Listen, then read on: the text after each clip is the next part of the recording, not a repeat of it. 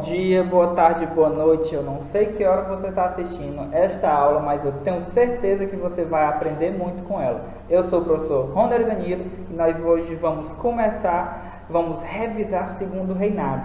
Vamos entender o que foi este momento do governo, da história do Brasil e o que disso é cobrado no Enem, tá certo? Mas primeiro, um pequeno bônus e um pequeno drops para você. Olhe, atentai bem para estes 5 assuntos. Eles são os 5 assuntos mais cobrados para o Enem. Eu, como professor, recomendo que você estude esses 5 assuntos, conheça eles todos, porque você tem grande chance de se dar muito bem na prova de história do Enem.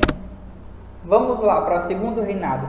Como é que inicia o segundo reinado? O segundo reinado inicia justamente com o golpe da maioridade, inicia justamente com o jogo político, a jogada política dos liberais contra os conservadores, né?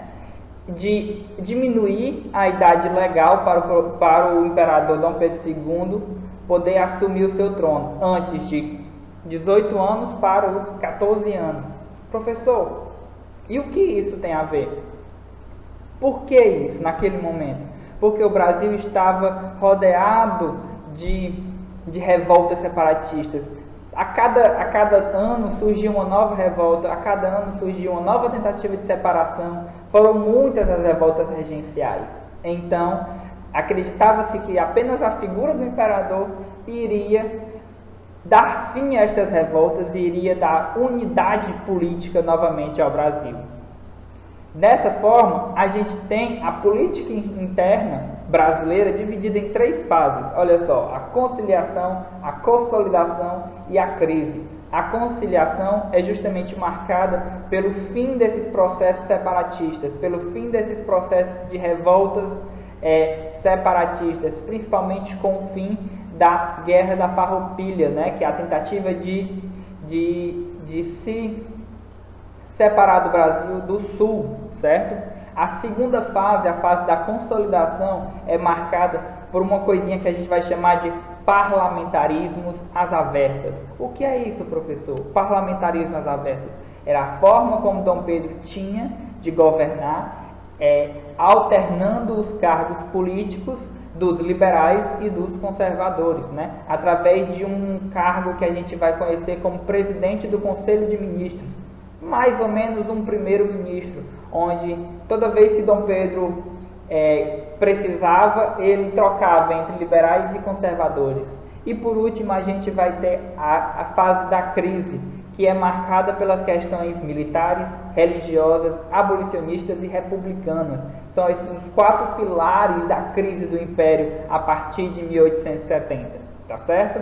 Pois muito bem. Professor, você já falou das linhas políticas. Que linhas políticas eram essas? Quais eram os partidos do Brasil naquele momento? Eram justamente estes, liberais e conservadores. Por que, professor? Liberais eram aquela elite, todos são elite, mas os liberais eram a elite que naquele momento eram elites mais urbanas, elites ligadas mais a negócios urbanos, às cidades, né? E os conservadores eram aquela elite mais antiga, eram principalmente ligados ao campo, principalmente ligados às culturas de exportação mais antiga, como a cana, como o algodão, como diversas outras culturas, e o café, né? Claro, que vão predominar durante o Império, tá certo? Tem uma frasezinha que é básica e que é muito representativa do que são essas linhas políticas. Nada mais liberal no poder, nada mais conservador do que um liberal no poder. Professor, o que isso quer dizer? Que a única diferença entre liberais e conservadores era simplesmente o momento em que eles ocupavam os cargos, ou seja, eles revezavam esses cargos ao bel prazer do imperador, e essas duas linhas políticas, elas representavam a mesma elite, elas representavam os mesmos interesses latifundiários, elas representavam os mesmos interesses de preservação do status quo da sociedade daquele momento. Professor, e que status quo é esse? Justamente a escravidão, o latifúndio, a exportação, ou seja, Eles não queriam mudanças. Ah, liberais eram mais liberais? Não. Conservadores eram mais conservadores? Não. Eles faziam o que podiam e o que queriam para se manter no poder. Tá certo? Quanto à política externa, professor, a gente tem dois pontos principais nesse segundo reinado, que é a questão Christie e a Guerra do Paraguai. Professor, o que foi a questão Christie? A questão Christie foi uma contenda entre Inglaterra e Brasil depois de alguns incidentes diplomáticos. Um navio inglês foi afundado em Santa Catarina. Marinheiros ingleses foram presos no Rio de Janeiro e a Inglaterra pedia retratação do Brasil e o Brasil dizia, não, eles cometeram crimes aqui no Rio de Janeiro. E assim eles romperam relações por 3 anos, né, 1963 a 1865. E a gente tem a retomada dessas relações e o início justamente da Guerra do Paraguai, que é a grande guerra que o Brasil vai se envolver no século XIX, que vai ser formada a Tríplice Aliança contra o Paraguai de Solano Lopes. Quem fazia parte dessa Tríplice Aliança? Brasil, Uruguai e Argentina. Contra os planos expansionistas do isolado Paraguai, do Solano Lopes, tá certo? Brasil acaba contraindo muitas dívidas da Inglaterra, né? Precisava da Inglaterra para conseguir armas, munição e diversos equipamentos de guerra que naquele momento ele não possuía. E este momento traz como legado muito importante, um legado muito importante, que é o fortalecimento do exército, tá certo? Pois muito bem. Na economia, nesse segundo reinado, a gente tinha o café, né? Na segunda metade do século XIX, principalmente, e como matéria exportadora, como chamado ouro verde do Império, tá? Foi o produto mais importante até o final da República Velha de exportação do Brasil. E nós tivemos também a Era Mauá. Professor, o que foi a Era Mauá? Foi a era em que Irineu da Silva Mauá, o Barão de Mauá, vai fazer o quê? Ele vai existir um surto industrial no Brasil. Ele vai trazer algumas indústrias de substituição, vai começar a produzir pequenos navios no Brasil, vai construir estaleiros, estradas de ferro, máquinas a vapor, tá certo? Então ele tem uma pequena contribuição no processo de industrialização brasileira. Professor, por que acaba em 1870? Porque justamente os latifundiários e toda a questão que o Brasil está envolvido na Guerra do Paraguai provoca a crise do Mauá, né? Provoca a queda desse surto industrial, tá? Na sociedade brasileira, nesse momento, a gente tem no início do primeiro reinado, do segundo reinado, ali dentro do que eu chamei de fase de conciliação, a revolta praieira, que tem como fundo e como importante repercussão no Brasil das chamadas revoltas liberais da Europa, né? É o momento da independência de muitos países na Europa, e a revolta praieira ela vai ser a representação dessa liberdade, desse sentimento de liberdade dentro do Brasil. Na revolta praieira que a gente vai ter o Manifesto ao Mundo Novo, né? O Manifesto à Liberdade. Procurem no Google e aprendam, leiam sobre um pouco mais. A gente tem também, nesse segundo reinado, a imigração europeia, principalmente da segunda metade do século XIX ao século XX, mas ela inicia-se em 1820. O que acontece, gente? Por que você tem uma grande migração europeia, principalmente de italianos e alemães? Porque nesse momento esses dois estados, esses dois países estão em processo de unificação e estão em constantes guerras, ou seja, as populações saem do seu espaço para buscar uma vida mais confortável, uma vida mais próspera, uma vida longe da guerra aqui no Brasil. A imigração europeia também, galera, era vista como uma solução para o escravismo, que nesse momento, principalmente da segunda metade do 19 para até 1888, que é o fim da escravidão, esta solução europeia, esta imigração, era vista como uma substituição da mão de obra escrava. E finalmente a gente tem um movimento abolicionista que é amplo, ele é largo, ele é de várias formas. Você tem o movimento abolicionista dos liberais, dos republicanos, você tem o movimento abolicionista nos jornais, tá certo? E você tem a luta de resistência dos negros, não é? Muito importante a gente destacar sempre isso, tá? Existiam vários movimentos abolicionistas. Mas dentro das vias legais, a gente tem o movimento abolicionista que vai proporcionar para a gente 4 leis. A primeira é a lei de Eusébio de Queiroz, que vai acabar com o tráfico negreiro em 1850. Nós temos a lei Saraiva-Cotegi, né, que é a lei do sexagenário, que vai dar liberdade em 1865 aos escravos com mais de 60 anos, tá certo? E a gente tem a lei do ventre livre, em 1871, que vai dar liberdade a todos os escravos, a todos os cativos nascidos a partir daquela data, tá certo? Essas duas, a lei do sexagenário e a lei do ventre livre, galera, elas vão ser chamadas de leis inócuas. Por quê? Porque vão ser leis que não vão ter efeito prático. E por último, a gente tem a Lei Áurea, que vai enfim dar fim à escravidão, vai abolir a escravidão do território brasileiro, vai tornar livre todos os cativos, tá certo? E é justamente essa lei que vai acirrar cada vez mais a crise do Império, com as nossas 4 questões: militar, religiosa, republicana e abolicionista.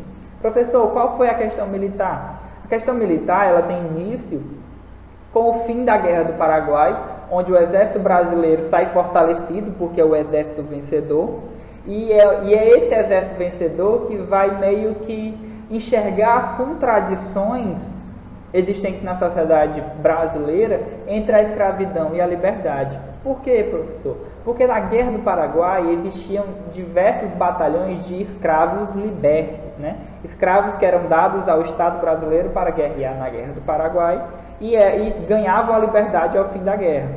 Então, isso vai proporcionar um desentendimento entre a instituição escravidão e a instituição exército. Meio que, como é que eu batalhei ao lado desse homem em várias trincheiras de guerra e ele é um escravo e a família dele é um escravo? Não, ele é um igual a mim, ele sofreu e ele sangrou igual a mim durante a Guerra do Paraguai. Então o exército já vai ser contra a escravidão. Pois bem, nós temos a questão religiosa, né? O que foi a questão religiosa? A questão religiosa gira em torno da condenação da igreja à maçonaria, né? Dizendo que nenhum maçom deveria entrar em uma igreja católica, né? Isso, uma bula papal, um documento do Papa, e que no Brasil não é aceito. Por que, professor, que não é aceito? Porque no Brasil predomina um sistema chamado padroado. O que é isso? É justamente o imperador ser o líder da Igreja Católica no Brasil. E toda decisão do Papa só passa a valer no Brasil se o imperador ratificar. E o imperador não ratificou tal documento papal que condenava a maçonaria. Então, alguns bispos, principalmente de Olinda e Belém, vão se revoltar contra o imperador e vão ser presos, né? Quando eles são soltos, a igreja deixa de dar apoio ao imperador. A gente tem também, galera, a questão republicana. Professor, a partir de 1870 é fundado o Partido Republicano no Brasil. É uma dissidência do Partido Liberal, tá certo? E este Partido Republicano vai brigar e vai lutar cada vez mais pela proclamação da República. E por fim, nós temos a questão abolicionista, que com o fim da Lei Áurea, com o início da Lei Áurea, melhor dizendo, você tem diversos antigos donos de escravos que agora vão tirar seu apoio ao imperador, porque não tem mais escravos, porque se sentiram traídos, porque se sentiram em prejuízo, porque seu escravo valia um dinheiro e ele não recebeu aquela indenização. Então eles vão tirar também o seu apoio à elite agrária, a elite escravista tira seu apoio do imperador ao imperador e tem-se a proclamação da República em 1889, tá certo? Por Marechal Deodoro da Fonseca. Beleza. Vimos um panorama do que é o segundo reinado. Vamos às questões? Olha aí, essa é uma questão do Enem de 2013. E olha como essa questão é linda, né? Ele traz duas imagens, e aqui a gente pode ver, um lado, a imagem de Dom Pedro I, rodeado de pessoas em um cavalo branco, levantando um chapéu, não é? E ele está aqui em um momento de aclamação. Essa é uma pintura chamada A Proclamação da Independência, né? Onde você tem a ideia de Dom Pedro I como líder das massas. E na segunda você tem uma foto, uma foto do imperador Dom Pedro II, o filho de Dom Pedro I, já um imperador velho, já cansado, barbudo, não é? Vamos ver a questão. As imagens retratam Dom Pedro e Dom Pedro I, procuram transmitir determinadas representações políticas acerca dos dois monarcas e seus contextos de atuação. A ideia que cada imagem evoca é, olha só, o Enem adora questões de imagem, o Enem adora questões comparativas, tá certo? Observem as imagens. Se a gente observar a imagem, a gente vai ver que o Dom Pedro I é um líder popular, é um líder que está entre o povo, é jovem, é varonil, não é? É forte, é militar. E o Dom Pedro II é um velho, já cansado, já idoso, mas com um olhar muito sério, né? O que isso tem a ver, professor? Ora, mas se uma pessoa chegar à velhice no trono, se uma pessoa chegar à velhice em uma estabilidade, o que quer dizer? Quer dizer que ele governou por muitos anos. Quer dizer que ele foi um bom rei, ou ele foi um bom governante, que ele manteve a estabilidade do seu país. Logo, qual seria a resposta mais correta? Olha só, liderança popular para Dom Pedro I, né? Ele é um líder popular, e Dom Pedro II conseguiu a estabilidade política do império. E é justamente isso que a gente vê. Quando comparamos primeiro e segundo império, a gente vê que o período do primeiro império, primeiro reinado, pode ser travado como uma frase, como uma palavra: instabilidade política, tá? Dom Pedro I tinha muito carisma com a população, mas tinha uma instabilidade política muito grande. Já Dom Pedro II não tinha tanto carisma com a população, mas conseguiu, através da política, através da negociação, através do parlamentarismo às avessas, manter uma estabilidade política, tá certo? Então, nossa resposta é a letra B, né? Liderança popular. Dom Pedro era um líder popular, e a estabilidade política que Dom Pedro II conquistou. Essa segunda questão da FGV, olha só. Somente a partir de 1850 vai se observar um maior dinamismo no desenvolvimento econômico do país, em geral, e de suas manufaturas, em particular. O crescimento do número de empresas industriais se faria com relativa rapidez. Mas o que provocaria essas mudanças? Né? Essa é uma questão, é uma pergunta, né? É correto responder à indagação afirmando que, vamos ler a letra A. A Câmara dos Deputados aprovou medidas restritivas a importações, como a proibição da entrada de mercadorias similares ou já produzidas no país, e também criou a primeira política industrial brasileira. Eu colocaria a seguinte questão para vocês. Durante o Segundo Império, existiu sim uma lei, uma medida restritiva, né, às importações, que a gente vai chamar de tarifas Alves Branco, de 1844. E o que dizia essa tarifa Alves Branco? Dizia que todo produto que entrasse no Brasil tinha de ser taxado de imposto em 30%. Todo produto importado. E se esse produto tivesse um similar sendo produzido no Brasil, ele devia ser taxado com a taxa dobrada, ou seja, qualquer produto tinha 30%, mas se o produto fosse produzido no Brasil, o produto importado tinha 60% de imposto. Ou seja, Vamos fazer um exemplo? Professor, no Brasil se produz esse pincel azul, mas eu quero importar esse pincel azul. Então, esse pincel azul, que é nacional, ele vai ser mais barato, porque o pincel internacional, o pincel importado, ele vai ter 60% de imposto em cima dele. Ou seja, existiu sim uma medida que restringe importações, uma medida protecionista. Mas vamos olhar a segunda parte da resposta, e também criou a primeira política industrial brasileira. Aí é que ficou errado, gente. Por quê? Porque só vai existir política industrial brasileira com a Era Vargas, na República, em 1930. Ou seja, está errada a letra A. Vamos partir para a letra E. Acertou-se com a Inglaterra a renovação dos tratados de 1827, que ofereciam tarifas privilegiadas aos ingleses, e estes, em contrapartida, proporcionavam transferência de tecnologia industrial. Não houve tecnologia industrial no Brasil até o início da Primeira Guerra Mundial, tá certo? E o Brasil rompe esses tratados com a Inglaterra. Vamos para a letra D. Ocorreu uma rápida modernização dos grandes engenhos de açúcar do Nordeste, em função do financiamento dos ingleses. Em 1851, fundou-se o Banco Estatal de Desenvolvimento.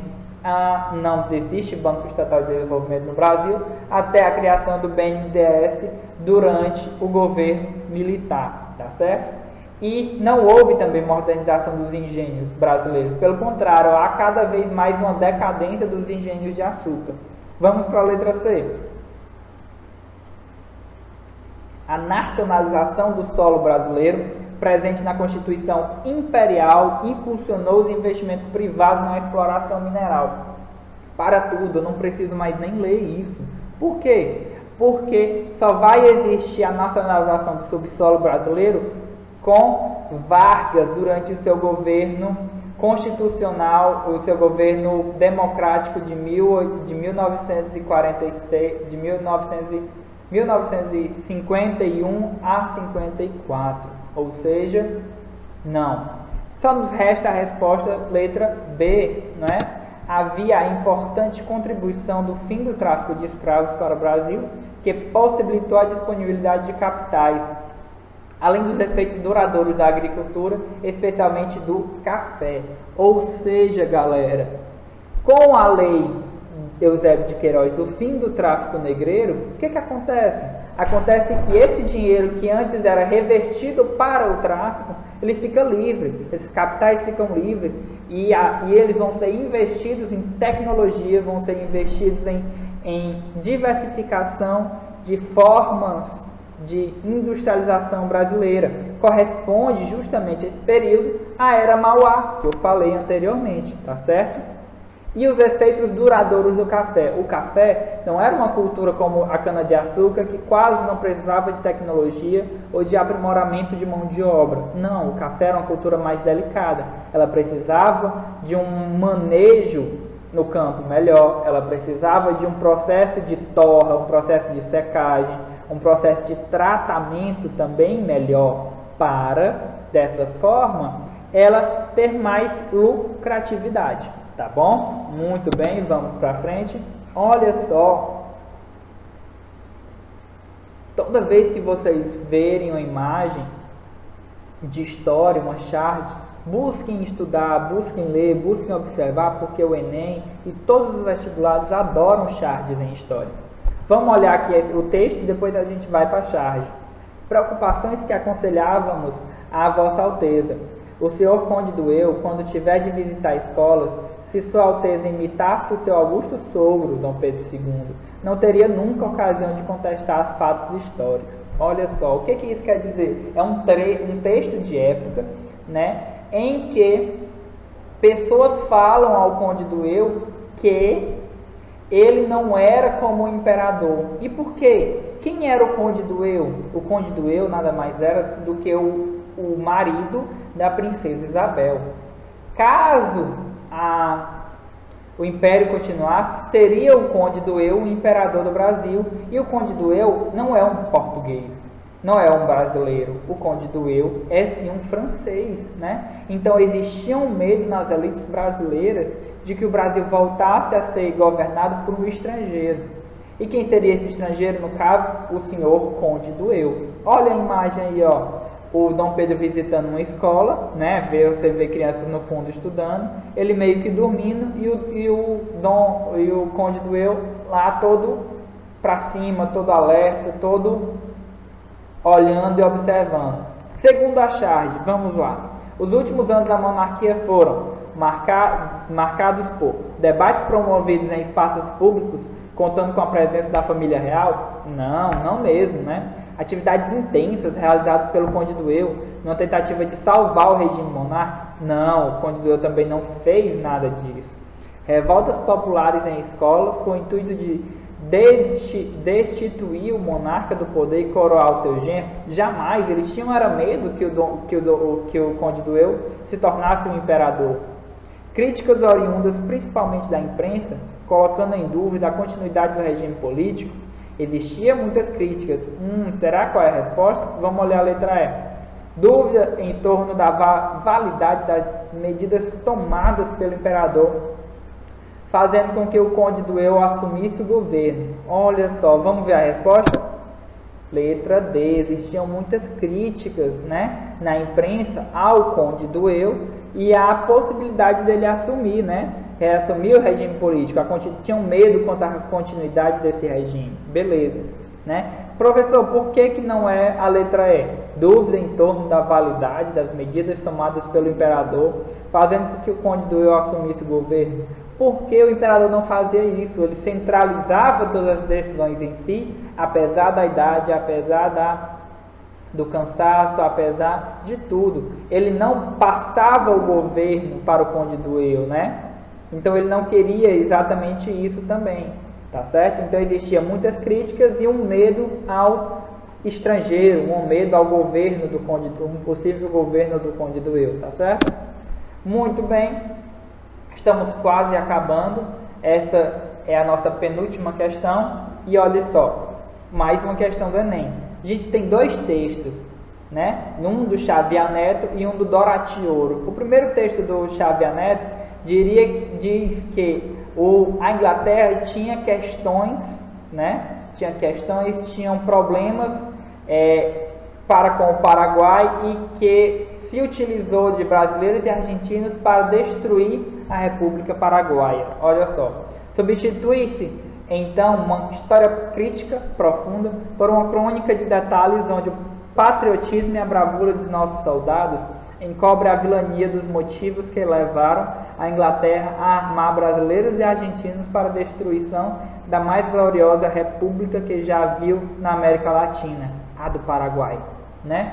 E o texto 2 diz assim: o imperialismo inglês, abre aspas, destruindo o Paraguai, mantém o status quo na América Meridional, impedindo a ascensão de seu único estado economicamente livre. É uma citação.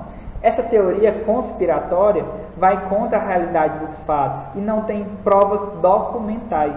Contudo, essa teoria tem alguma repercussão. Dorati Ouro, Maldita Guerra, um livro sobre a história do Paraguai. O que isso quer dizer? O texto 1 faz referência justamente ao que o Dorati Ouro chama de teoria conspiratória, ou seja, os dois textos não se alinham, não têm o mesmo pensamento, pelo contrário, têm pensamentos contrários. Quando a gente fala de história da Guerra do Paraguai, a gente vai ter duas linhas políticas. Uma linha mais antiga, que vai dizer que Solano Lopes era um ditador e que o Brasil e a Argentina lutaram para libertar o Paraguai dessa ditadura.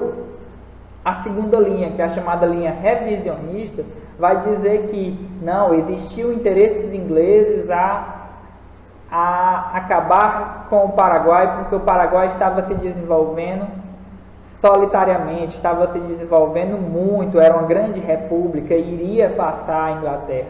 Mas existe a linha política do momento, que é justamente a linha de entendimento dos historiadores do momento, que é justamente essa que o Dorati Ouro diz. olha, existiam conflitos platinos e existiam conflitos naquela região, regionais. A Inglaterra não tinha nada a ver isso. Não existem provas documentais dessa teoria de que a Inglaterra tem alguma coisa a ver com a Guerra do Paraguai.